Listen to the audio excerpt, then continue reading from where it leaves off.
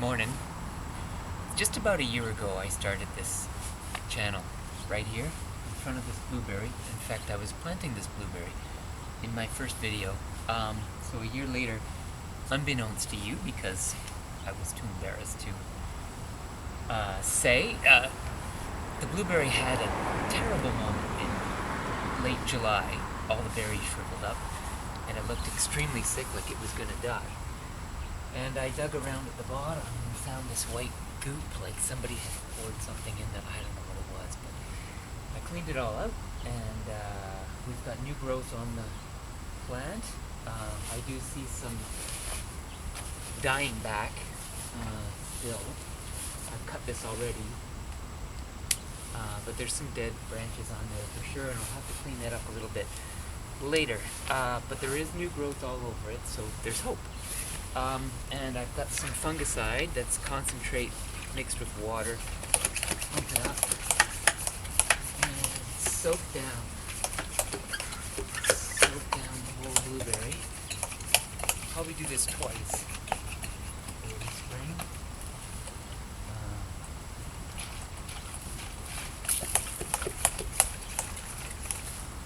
On the other side. Make sure all the branches are wet. Got another smaller blueberry right here. Let's just spray that too, in case it is a fungus. They are prone to fungus, so it's never a bad idea in late winter, early spring to spray them down before the new growth begins. Now, my understanding of fungicide is it will soak in through the wood and be in the plant for the rest of the summer. But I'm not entirely sure how long that will last. But what I'm really here to discuss today is this. This is an alternative to aeration, where you put many holes in the lawn to aerate the soil underneath and begin the spring season.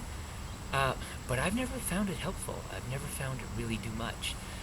It's probably our climate. We get so much rain that those little holes close up really fast. But what I find far more effective is power raking. And both machines are a hassle to rent. Heavy, okay? So they're hard to maneuver. You can throw your back out. Especially the aeration machine. Very heavy. Unloading that thing and loading that thing. Well, happens to be an alternative here. I've tried this a few years in a row. This is not product placement, but Power Rake is awesome and only 25 bucks. Now I have multiple properties and it will do all of them, but then the rake will be spent. But for you, if you've just got a single property, this would last, I don't know, 3-4 years for 25 bucks. How do I get it out? We just rip the box. So this thing is very simple. It's got these really stiff plastic tines. Okay, and those tines rip the moss right out of the lawn, stimulate the roots of the grass, and wow, the reaction is amazing. So, totally worth it. And because you can connect it to your mower, it's collecting all the moss here, so you don't actually have to go and rake afterwards and collect the stuff. It's just a great tool. So, let's put it on, shall we? First, we're going to change the wheels on this old mower. As you can see, at the end of the season, the mowers get pretty beat up. So in spring, it's good to give them a little TLC. Change the oil, change the filter, and maybe change the wheels too. This is the Achilles heel of the Yard Machine 21-inch self-propelled mower. Great machine. Can't find them anymore, but they were really cheap, like $179, something like that. And just great. Great machine. Starts every time. But the Achilles heel is the wheel. So, always have a socket set. Very important tool for gardening. And make sure that when you start a video, you have the proper head already selected. Because it's a pain to figure out which one you need. Love that sound, eh?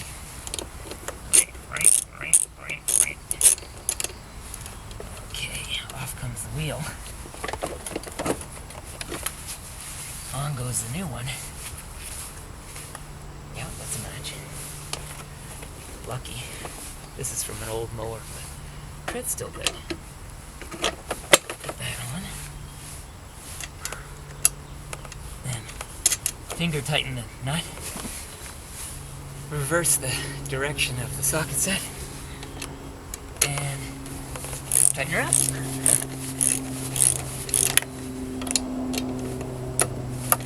There we go.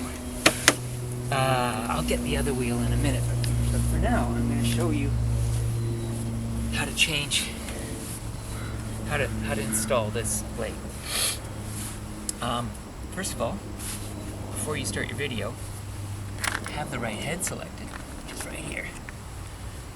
Now to change this, you have to push the back.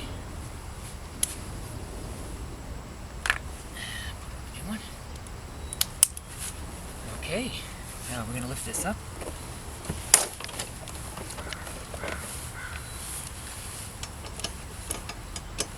Okay. I think this is reverse. No, it's regular. Okay, there we go.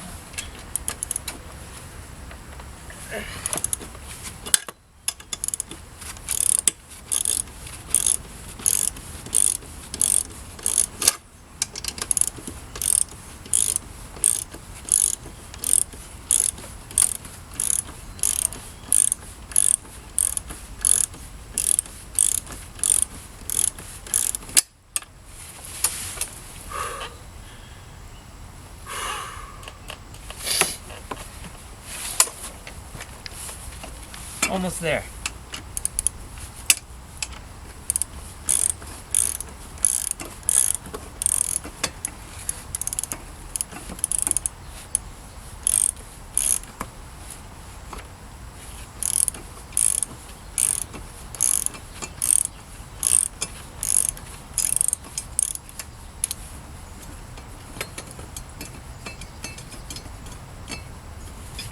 Come on.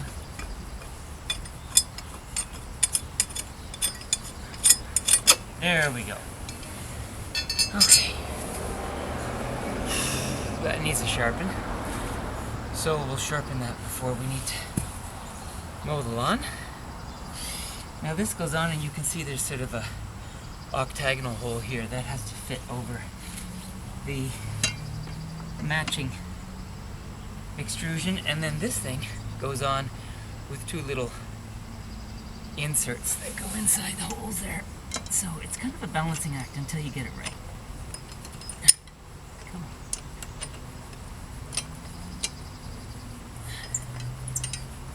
Okay, so finger tighten as much as you possibly can. Don't worry till you get closer to get everything lined up.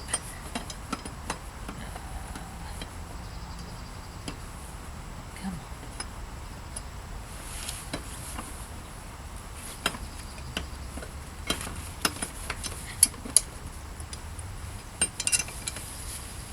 Okay, I think what we're gonna do is, this is an awkward angle, is that.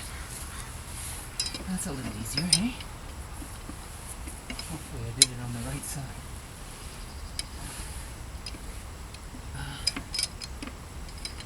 Okay. Now let's get that lined up. That's lined up. And let's get this lined up. Okay. Now we need this. Reverse again.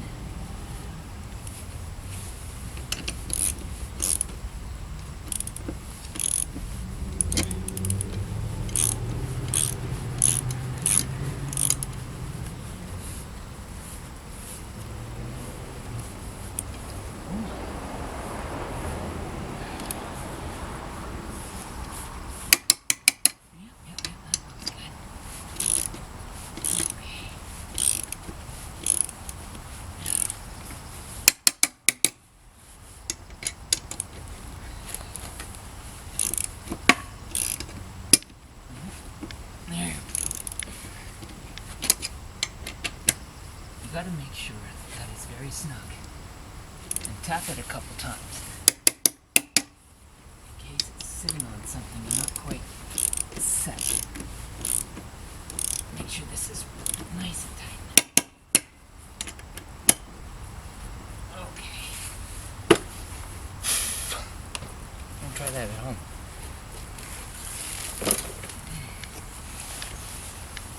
Okay, so we're gonna let that rest for a bit before we actually start it up.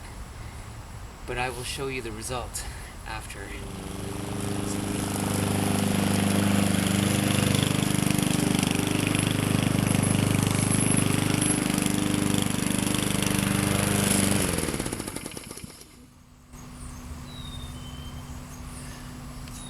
Okay, this lawn has had 3 passes of the power raking blade.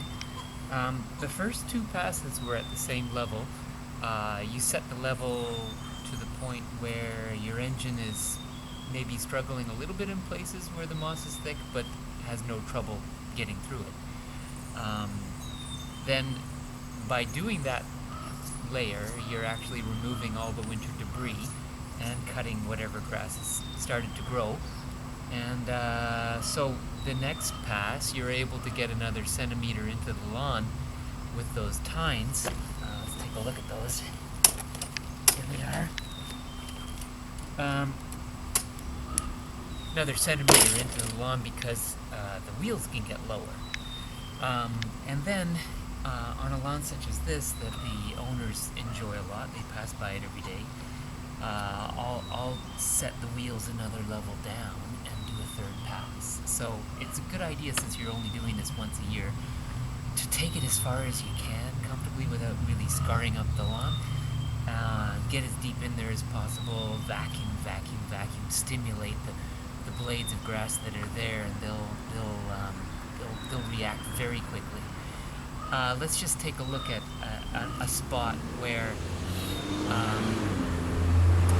I have power raked with this blade right next to someone who has professionally power raked with a machine that's specific to that purpose. Okay, I'll show you. Let's just go this way. Past the moss that I dug up from that lawn. Okay. Now we'll cut this part out, because that's a lot of walking. You can see my lawn has been power raked.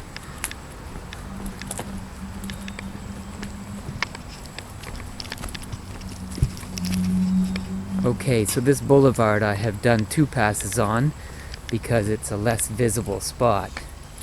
And right at the very end I meet the neighbors, the competition, and they have power raked, and you can see it's a little more aggressive than what I've done. This is what I've done, and then this is what they've done.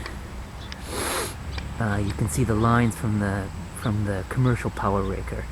Then my lawn here, which has just been dug through with those tines. Now I'll film this again in about a month and we'll see whose lawn looks nicer, okay?